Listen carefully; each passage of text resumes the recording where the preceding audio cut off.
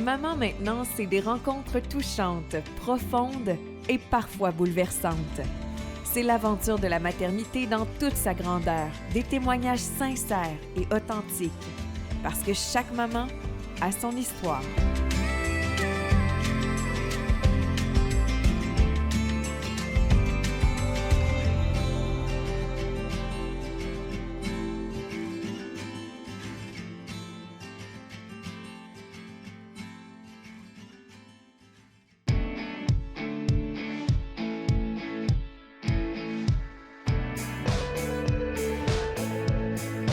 Bienvenue à ce nouvel épisode de Maman maintenant. Cette semaine, on s'intéresse aux voyages et aux enfants. On entend souvent des gens dire qu'il faut voyager avant de fonder sa famille pour pouvoir en profiter pleinement. Mais c'est pas la décision qu'a prise Caroline Jacques, qu'on connaît aussi sous le nom de Maman Globetrotteuse. Caroline, pour toi, c'était important en tant que maman de continuer à vivre pleinement tes rêves puis à voyager. Puis t'es pas maman d'un seul enfant, tu as 3 filles qui t'ont suivi dans presque toutes tes aventures. Oui, je suis maman de Ismaïla qui a 15 ans, Alexandrine qui a 14 ans et Laetitia qui a 9 ans. Et oui, je pense qu'on peut dire qu'on a fait le tour du monde en famille, vécu plein d'aventures dans plein de pays. Puis des aventures vraiment différentes les unes des autres. Là, et maintenant, je me revois très bien avec ma petite Ismaïla qui avait 2 mois à l'époque et qui a pris l'avion pour la première fois. Et à 3 mois, elle prenait l'avion pour le Japon. Donc, C'était vraiment... la première fois, c'était pour la Gaspésie. La deuxième fois, pour l'international. Et c'est là où je me suis dit, mais tout ça est possible. Pourquoi on m'a donc dit que je devrais peut-être cesser mes voyages parce que j'ai un enfant, alors que ça a été vraiment tout le contraire qui s'est passé dans ma tête. Je me suis dit, plus jamais je vais me limiter. Et depuis ce jour, les 3 filles ont fait vraiment pas mal le tour du monde. Hey. C'est incroyable, mais je pense que ça vient aussi du fait que quand on consulte auprès de professionnels de la santé et tout ça, on nous met vraiment sur nos gardes par rapport à voyager à l'étranger lorsqu'on a un tout petit bébé. Mais avant de parler de cet aspect-là, j'aimerais ça, Caroline, que tu nous parles de toi. J'ai lu tes romans, puis le voyage, là, ça fait partie de ta vie bien avant les enfants. Oui. Est-ce que ça t'a inquiété de fonder une famille par rapport à cette ambition-là de vouloir faire le tour du monde? En fait, moi, j'ai toujours voulu des enfants. Oui. Et c'est vrai que mes amis me disaient, mais comment tu vas faire? J'avais pas à ce moment-là la réponse, mais je savais que j'avais vraiment cette envie-là d'avoir des enfants. J'avais, comme tu dis, beaucoup voyagé. Je suis une ancienne coopérante internationale en Afrique. Depuis que je suis au secondaire, que je fais des voyages internationaux. Et surtout, j'aime aller vivre ailleurs. Donc, c'est vraiment pour moi la nuance. Donc, je veux découvrir, pouvoir me sentir comme une locale, aller travailler ailleurs. J'ai fait des stages également quand j'étais plus jeune. Et quand la question des enfants s'est amenée, mais ce que j'ai réalisé, c'est qu'on ne va pas sortir la globe-trotteuse de moi. Donc, j'ai vu que mon enfant était en santé, j'étais en santé. La première chose que j'ai fait, c'était de booker des billets d'avion en me disant je vais au moins aller voir comment ça peut se passer. Et finalement, comme je dis, c'est vraiment une découverte d'être une maman voyageuse aussi, parce que tu développes plein de compétences, dont la première est certainement la confiance en toi et en tes capacités parentales de maman. Ouais. Donc, j'apprends à connaître vraiment mon nourrisson. J'allaitais aussi, donc pour moi, ça a facilité. Et même à ma 3e, je t'avouerai que l'allaitement a fait en sorte...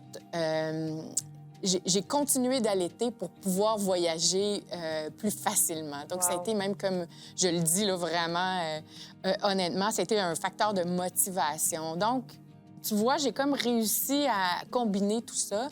Et maintenant que ma fille a 15 ans, je suis en mesure de dire qu'effectivement, ça lui a certainement apporté une belle confiance, tout ce côté-là aussi d'empathie pour les autres, de compréhension, de confiance en elle également.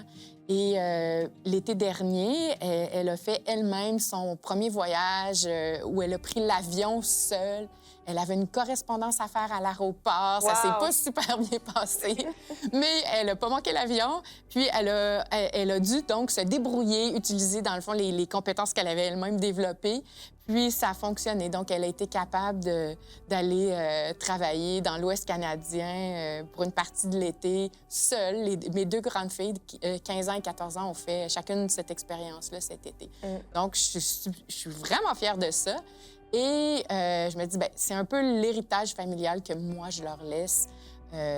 Oui, d'avoir vu le monde sur plusieurs angles, hein, parce que on a autant visité, pour dire, la Russie que l'Australie, que la France, que le Costa Rica ou même Cuba, la République dominicaine récemment où on est allé en famille aussi.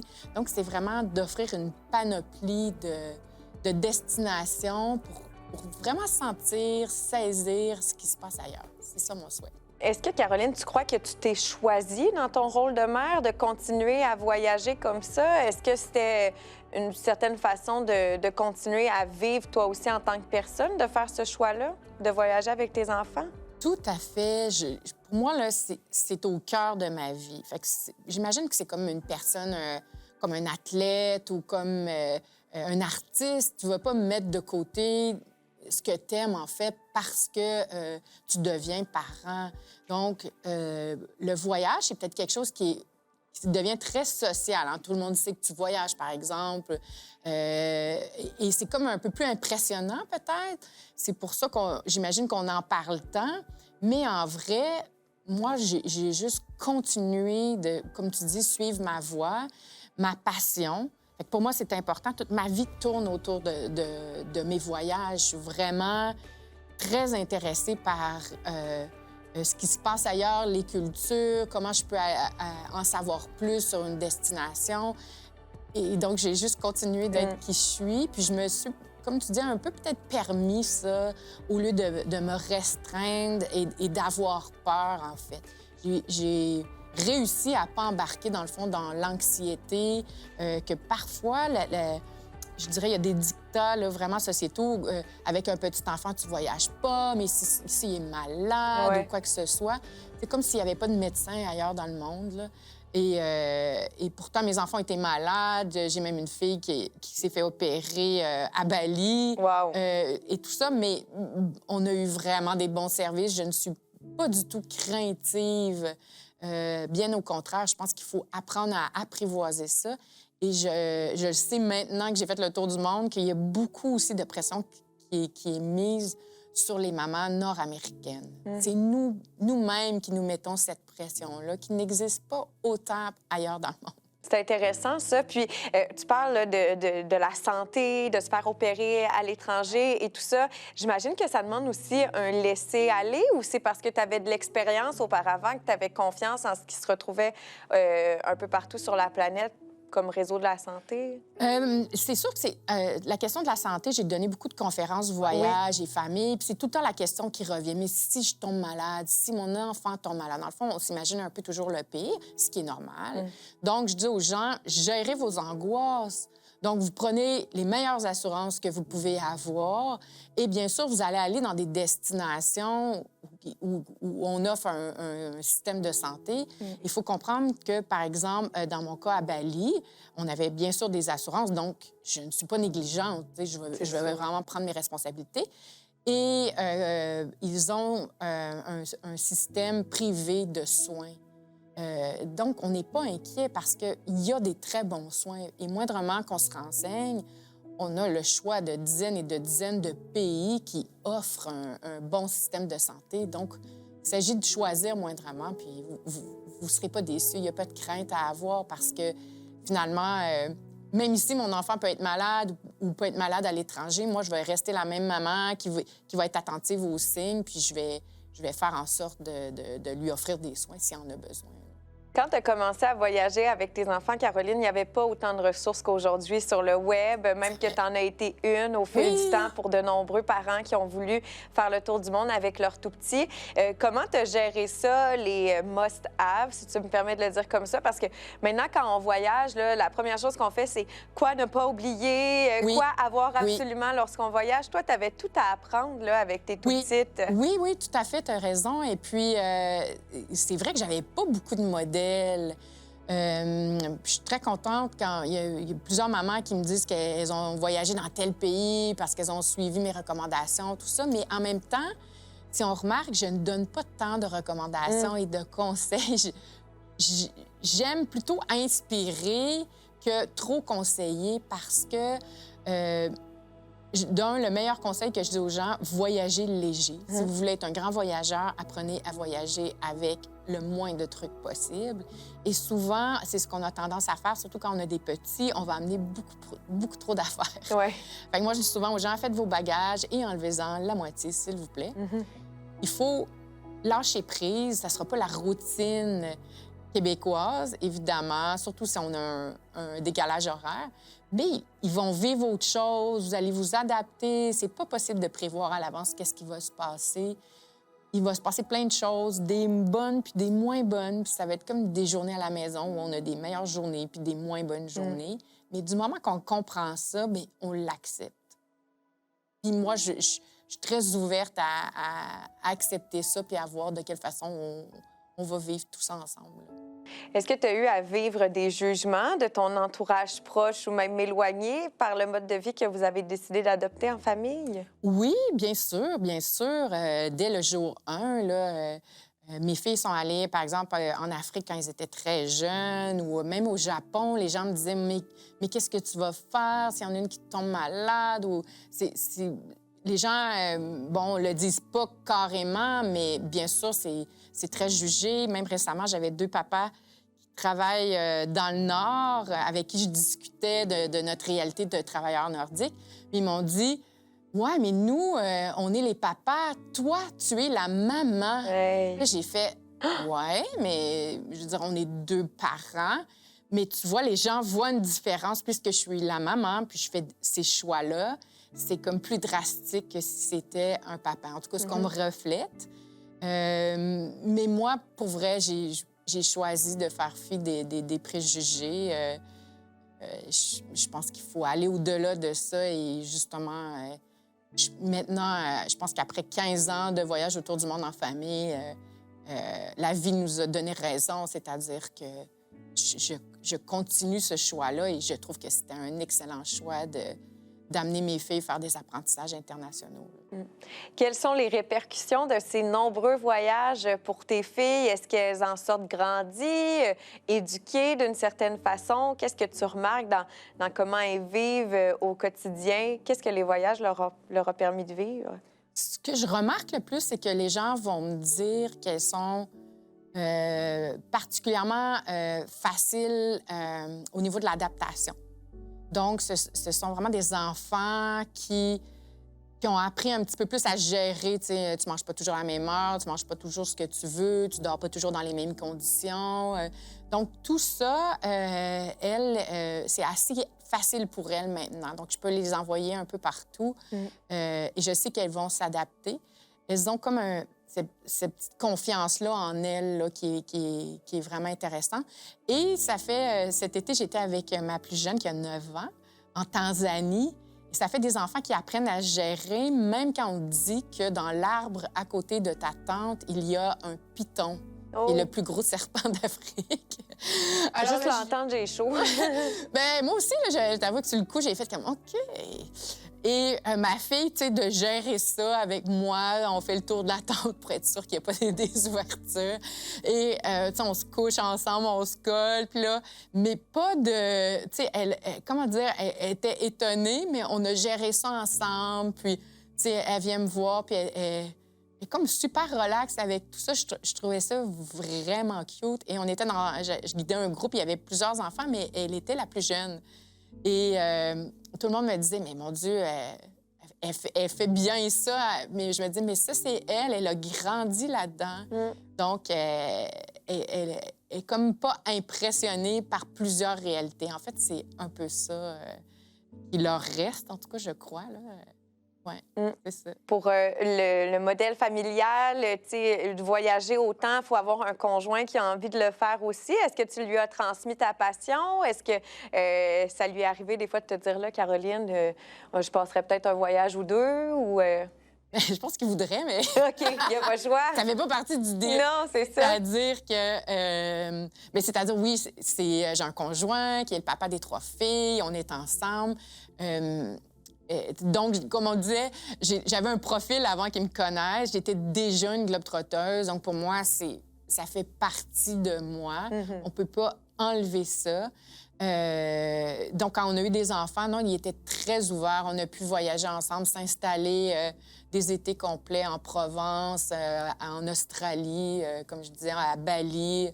On fait des destinations différentes et c'est très drôle parce qu'on n'a pas du tout la même perception des voyages, de nos destinations. Par exemple, lui, il a adoré Moscou. Moi, j'ai détesté. Wow.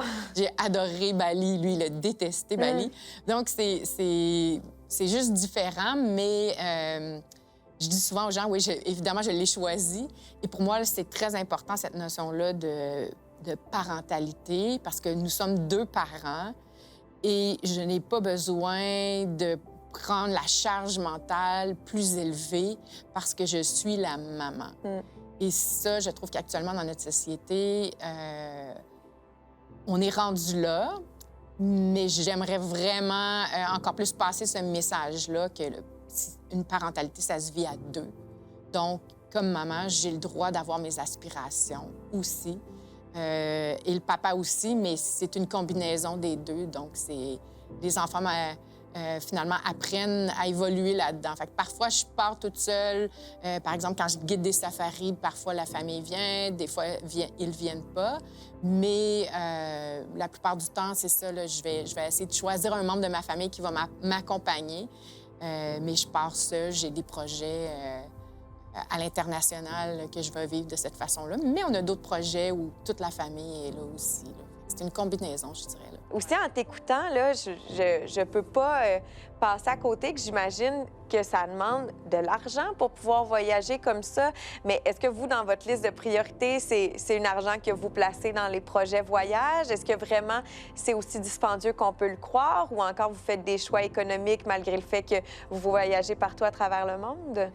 Oui, ça, c'est certainement, je pense, la deuxième question qu'on me pose toujours. Après la santé. L'argent. Si j'avais de l'argent, je voyagerais, tout ça. Moi, honnêtement, j'ai jamais cru à ça. Je vous explique. Je voyage à 18 ans. J'étais déjà en Afrique, au Mali pour plusieurs mois, etc. Je vous assure que j'étais vraiment une étudiante fauchée. Mais j'ai toujours saisi les opportunités. Donc, et c'est vrai que je mets ça aussi en priorité dans ma vie. Mais aussi, il faut avouer que nous, on est quand même 2 professionnels, donc on a des emplois, et c'est sûr qu'il faut quand même une entrée d'argent. Mais ce que je veux dire, c'est que tu n'as pas besoin d'attendre d'être absolument riche pour voyager. Il faut saisir ces opportunités-là. Je dis tout le temps, vous savez, votre cousine qui habite en Suisse, bien, allez la voir. Ça fait des années qu'elle vous invite. Pourquoi ne pas y aller? Donc, saisissez les opportunités. On a la chance d'avoir des amis un peu partout dans le monde qu'on va visiter. On a la chance aussi d'avoir découvert, ça, c'est mon plus grand secret, l'échange de maisons. Wow. Ça, c'est vraiment extraordinaire. Donc, on échange notre maison. Une famille vient chez moi pendant que je vais chez elle, en Espagne, aux Bahamas, à Manhattan. Tu peux aller où tu veux. Donc, à partir de là. Et je pense qu'aujourd'hui, il y a tellement une panoplie de facilités pour les familles voyageuses. Il s'agit de vouloir. Mais oui, il y a des choix économiques à faire, certainement. J'aime, pour moi, faire ces choix-là. Pour moi, c'est pas un sacrifice ou quoi que ce soit. C'est de dire, j'ai envie que mes enfants vivent le plus d'expériences possible. Je vais m'arranger pour... point à la ligne. Ça tourne autour de ça. Donc, on fait les choix qu'il y a à faire, en fait. J'imagine que tu es heureuse aussi que tes filles aiment voyager, quoiqu'elles n'ont pas connu une autre réalité, mais elles sont 3 filles, 3 personnes complètement différentes. Comment ça s'illustre dans vos voyages, ces différences-là? Est-ce que ça amène des défis, des façons de préparer différentes? Oui, bien oui, oui, oui. Je me souviens très bien, il y a quelques années, on avait préparé un voyage surprise à Hawaï. Alors, c'était pour Noël. On annonce ça. Dans quelques jours, on part à Hawaï. Et là, il y en a une qui nous dit, ben là, comment ça? Où est-ce qu'on va dormir? Qu'est-ce qui va se passer? Donc, je me suis aperçue que finalement, pour elle, elle n'avait pas eu le temps de bien assimiler la nouvelle et il a fallu reprendre du temps pour vraiment décortiquer. OK, voici l'itinéraire, voici où on va dormir, qu'est-ce qu'on va faire, comment ça va se passer, des images. Et dans le fond, plus elle grandissait, plus je me rends compte qu'on doit mettre du temps pour bien préparer le voyage. Et ça fait mon affaire parce que, je te donne un exemple, récemment, on est allé vivre une semaine de surf dans un camp de surf en République dominicaine. Et j'ai pris le temps avec les filles où chaque repas, chaque soir au souper, on prenait le temps de nommer des éléments de la République dominicaine. Donc, la langue, la température, la politique, l'emplacement sur la planète. Je me souviens que ma plus jeune avait fait justement un carton avec le drapeau, avec des mots en espagnol. Oui. Donc, c'est vraiment de vivre, et quel que soit le pays, hein, de vivre ça, puis de se préparer. Il y a tellement maintenant des belles collections de livres de voyages pour enfants. C'est le fun de les introduire aussi pour que l'enfant sente aussi que, il acquiert des connaissances, c'est le fun, il est allé dans telle destination. Donc maintenant, je sais que je vais plus... je vais pas outrepasser, dans le fond, la préparation qu'il faut parce qu'elle est aussi mentale. Oui. Fait que ça, c'est vraiment quelque chose que je recommande aux familles de prendre ce temps-là pour savourer le pré-départ, qui est super le fun, hein? De prendre le temps aussi d'aller chercher ce qu'on a besoin, les vêtements ou le matériel, puis s'imaginer dans le pays en escapade, puis regarder ce qu'on va aller voir, puis mieux comprendre la politique, la géographie. C'est vraiment des belles notions d'apprentissage, là. Est-ce qu'il y a un moment où tu t'es dit, là, on en a trop vécu, c'est assez le voyage? Je veux dire, est-ce qu'il y a eu un moment où tu t'es dit, là, on en a assez ou... Non, il faut vivre avec ces éléments-là. Tu sais, ben, par exemple, j'ai eu des enfants qui ont été malades en voyage, le style gastro, des trucs comme ça. C'est jamais le fun, elles s'en souviennent. Mais ça arrive aussi au Québec, c'est la réalité. Je dirais, par exemple, que les destinations vont changer. Maintenant que j'ai 2 adolescentes, bien, il faut que, tu sais, que je fasse en sorte que ça les attire un petit peu plus. Donc, par exemple, tout ce qui est sportif, la randonnée, le surf, tout ça, ça va bien marcher. Pour continuer, dans le fond, à susciter leur intérêt, là, puis que je vois là, des flammes dans les yeux, là, il faut que je sois un petit peu plus créative là, avec les ados, là, quand même. Puis quel serait ton... je sais que tu n'aimes pas donner des conseils, mais quelle serait ta recommandation ou encore qu'est-ce que tu aimerais dire aux gens qui hésitent là, à plonger dans cet univers-là, à prendre l'avion, à s'en aller, à vivre des expériences à travers le monde en tant que parents qui n'osent pas le faire parce qu'ils ont des enfants? Qu'est-ce que tu aimerais leur dire? La vie, c'est maintenant. La vie, c'est maintenant. C'est vraiment mon meilleur conseil de dire... Allez-y, vous allez trouver le moyen, l'argent, vous allez vous organiser et ça va se passer mieux que vous pensez. Toujours, toujours, toujours. Les gens reviennent en disant « C'est vrai, ça s'est mieux passé que je pensais. J'avais des craintes, prendre l'avion ou quoi que ce soit. » Mais finalement, là, c'est toujours des beaux moments. Les gens ne regrettent jamais ça. Ça fait partie... Moi, j'appelle ça ton portefeuille de souvenirs, là, tu sais, où vraiment t'emmagasines ça et tu laisses dans tes enfants cette empreinte-là d'avoir découvert autre chose, des nouvelles odeurs, paysages, langues, d'être obligé justement de vivre une autre réalité et ça fait toujours du bien, ça. Toujours, c'est sûr.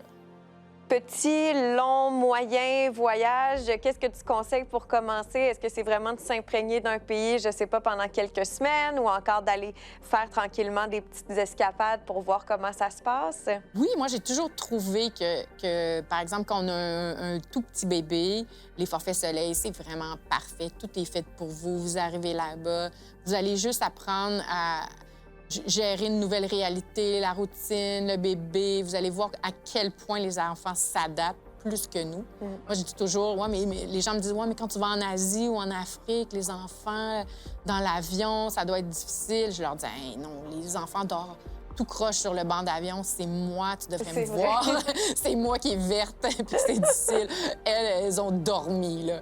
Fait que c'est souvent cette impression-là. Donc, on peut aller se faire les dents, dans le fond, dans un forfait qui nous rassure. Tu sais, je veux dire, partez, là, vous rassurez. Puis, dans un deuxième temps, vous allez être capable de franchir le pas, d'aller dans une nouvelle destination où vous n'êtes peut-être jamais allé, où vous allez être plus en mode découverte. Et ça, c'est parfait.